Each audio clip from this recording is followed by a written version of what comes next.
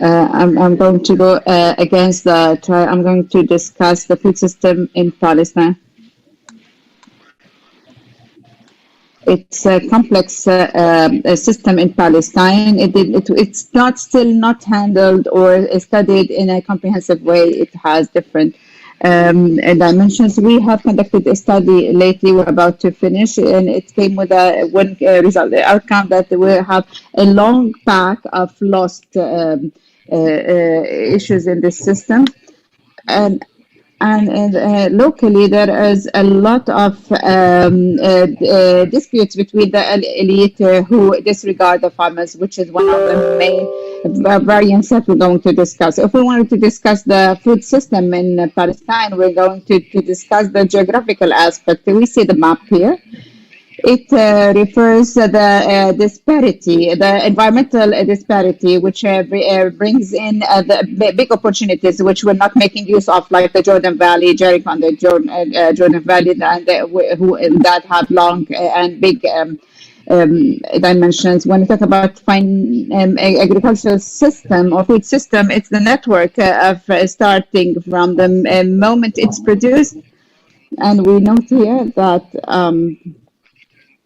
We note that from the transformation, transport to manufacturing to distribution to consumption, and with lots of factors like political, social, spatial, and environmental. So these gave four dimensions. First, impact on the sovereignty on food.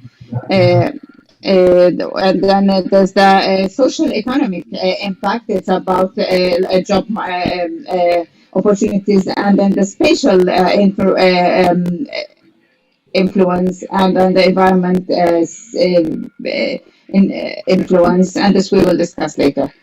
If we're going to dismantle this food system, there are two different types, main types, the conventional one, and there's the other type, which is now escalating. It's the modern type, and here we see, as we see, it's more like a plastic house or houses and greenhouses, and there are four main dimensions. First is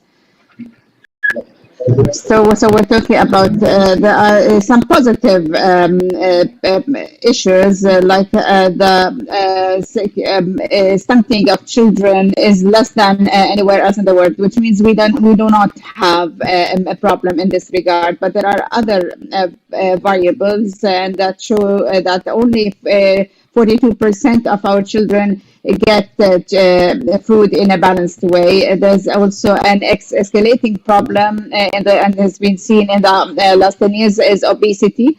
Obesity and its implications, and we see that 38% of women suffer some obesity, and 26 men also have obesity.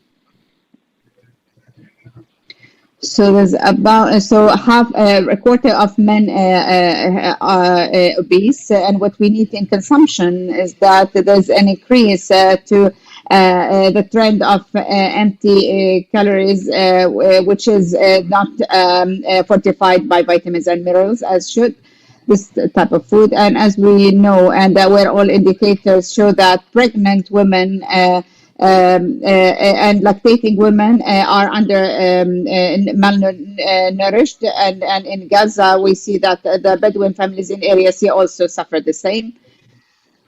One of the biggest variants in this dimension is the shortage of chronic deficiency and low micronutrients.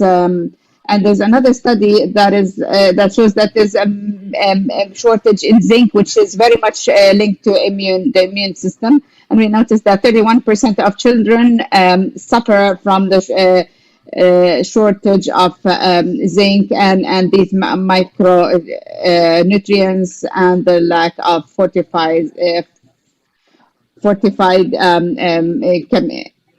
vitamins. Historically, the food system was the main factor of jobs for the youth and men, but this is diminishing. This has been diminishing in the past years. There are two important note this is a very low illiteracy rate, which is a very this is positive, and also a young society, which gives us good opportunities, but at the same time, it creates more challenges because we need to provide job opportunities for the one of the main negatives in this is the occupation, and there's very limited access for resources in Area C. And then another variant that we don't do our job as we should. So, and because we see that there's a lack of functional cooperatives, we've been high poverty is also very has a very big impact, especially in like in Gaza, like blue in Gaza and orange in the West Bank, and of course this is due to siege and wars and invasions. As for unemployment, their very rates are very high in Gaza. It's medium to low in the West Bank. In the West Bank, it's there is unemployment. However, if the farmer in the West Bank needs workers, he wouldn't find any because the young people or the youth don't like to work in agricultural jobs. At the same time, they work as laborers in the Israeli markets. As for the gender issue, women don't share the decision making. As for the territorial balance, it's important to there's this separation between the West Bank and Gaza. It's very difficult to have a balance because of the lack of sources. There are areas with high scarcity of water resources, whereas in Tulkarm and Qalqilya are rich with water resources. And we're talking about irrigation water. There are areas that we have not worked in. These are for irrigation or water harvesting. Area C there's complete sovereignty for the occupation, and we know that the settlement distribution also is linked somehow to the water resources in addition to the ideological dimensions. Environment is that we need to manage the resources, maintain them, and sustain irrigation. And one of the main challenges is the urbanization. Like in Tubas and Jenin, we noticed that the urbanization has expanded a lot. There's another important thing is the fragmentation of agricultural lands, which needs a solid solution in order to maintain agriculture. There's also irrational use of agrochemicals. In a study that was conducted 3 years ago, we found out that 70% or more use pesticides more than they should. As for the water crisis in Gaza is also quality because it's polluted by chlor and nutrients. As for the vulnerability to climate change, we believe in it. The studies show that there will be an increase in temperature in the coming decades, which really worries us because in the northern of Palestine, water or rain will be less, but it will end summer, and the summertime will increase by 2 months, and it will be less in 2 months.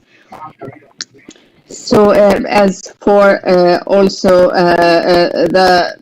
and this will change in agricultural irrigation will increase. So what's more important is how can we transform this into a positive aspect, especially in agricultural areas in the Jordan Valley. And there's also, as I mentioned, there are two agricultural or food systems in Palestine. The traditional one, which is environment friendly, but it's not does not have economic returns. The income does not exceed more than $300 for 1 dunam.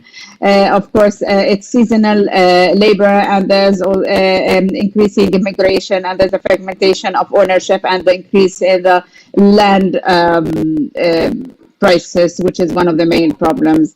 The modern food system is so the modern system is not friendly, environment friendly, because there's intense use of the chemicals, but it is chemically returning, and the return is about $3,000 to $4,000 for a dünum per dünum in a year. There's colored peppers and so on, and it is a good income to families who own water shares, and there's an increase in the operational capacity. So how can we can do the calculations? If we can use these as intense agricultural food system and not as traditional ones, also they're environmental friendly, we'll be able to create 80,000 to 100,000 job opportunities, and during the 10 years, the coming 10 years, and also 200,000 to 250,000 opportunities new. Other sectors that we see promising are the seasonal fruits areas. We import more than 80% of what we consume, and like tropical fruits, we as for the citruses that are easy to peel, like lemons, medical verbs like for medical herbs, strawberries. Local plants that need irrigation or complementary, and livestock with taking care of this, and then however, we don't have enough and cows and as for the fish, in also are promising in water farms, and olives and grapes to be manufactured. So it could be, and this is something important to be used in food processing. As we know, these are to protect land. Luckily, there are many rising sectors like lactating cows and seedless grapes. There in Nasariya and areas next to Tamoon. There's the cherry tomatoes or the cluster. Of course, this is a success story. It is a success story for the farmer, and we're talking about farmers, young farmers, and this is a parallel to the dates agriculture and farming in Jericho in the Jordan Valley. So we're talking about young farmers and not big enterprises. One of the main challenges that we face currently is the occupation, of course. There is a big shortage of skilled workers, and also the urbanization and fragmentation, marketing and functional cooperatives, and then now we don't have enough cooperatives. And as for and applied research, of course, this needs a lot to be worked on. So up till now, it's like 20 tons production, whereas in Israel it's 50 tons, and in Europe it's even more than that. So if we use and apply knowledge in the right way and applied research, this will increase and multiply the production. So so up till now, we did not make use of all these. Thank you very much.